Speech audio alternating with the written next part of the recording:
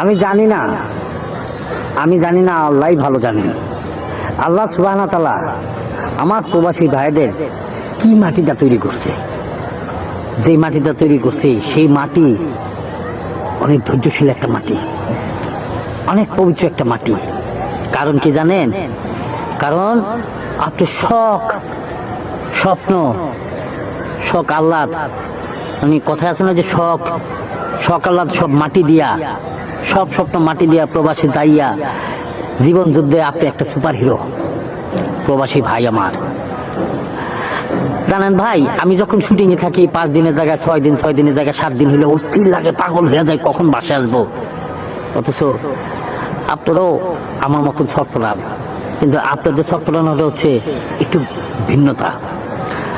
আপনারা কখন ছুটি পাইবেন, কখন বাড়িতে আসবেন, কখন মা বাবা সন্তানদের সাথে দেখা করবেন, আত্মীয় স্বজনের সাথে দেখা করবেন।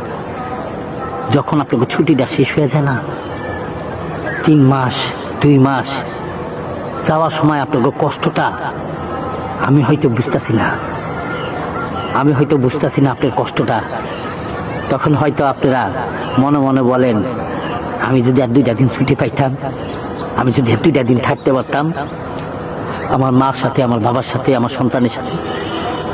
প্রবাসী ভাই আমার, লক্ষ কোটি সেলুট আপনাদেরকে। আপনারা হচ্ছেন রিয়েল হিরো।